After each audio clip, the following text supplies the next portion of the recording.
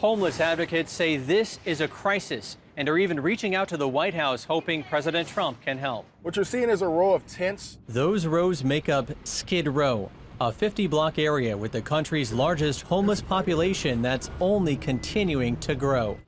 California is experiencing a massive spike in its rodent population. Reform California reports this rampant rat infestation has even caused the spread of dangerous diseases like typhus.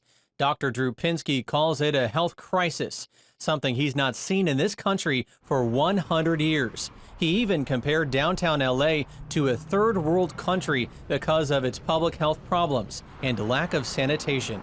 Rats have overtaken the city. It's not consistent with civilization. How many must die before we change directions? In 2019, homeless numbers in LA County rose by 12% to nearly 59,000 people. To top that, a quarter of the country's homeless population live in California. I have to respond to the systemic failures of our country in helping people like this. And it's not going to be pretty, but it worked. Officer Dion Joseph has covered life on the skids here for 22 years, helping people like Rose who battle drug addiction for more than a decade. God bless you. Thanks to people like Officer Joseph, Rose is now clean.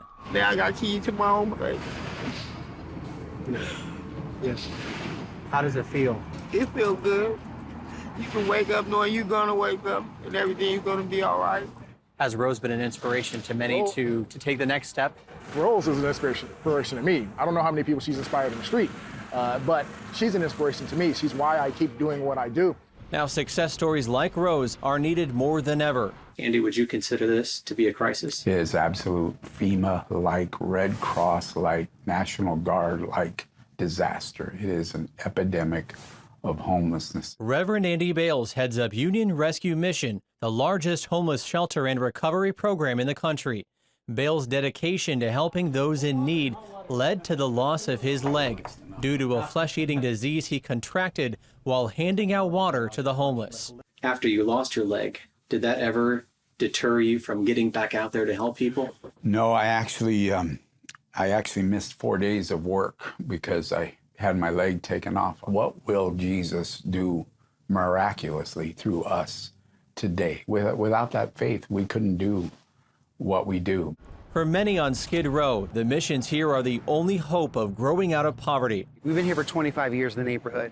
We've never left. Reverend Matthew Barnett's Dream Center is a Skid Row mainstay, helping those facing abuse, addiction, and poverty. I think the goal is to try to get people out of survival mindset because people get desperate when they're trying to survive. Survival for this part of East Central LA may depend on changing laws in D.C. Let's change laws and make it easier for their loved ones to gain conservatorships over them and take control of their lives so they're not in crisis and walking down the streets of Skid Row. Now, the LA Homeless Services Authorities report that women and children make up 40% of the homeless population. One more reason why Officer Joseph says more shelters are needed to help families, kids, and the elderly. Ben Kennedy, CBN News, Los Angeles.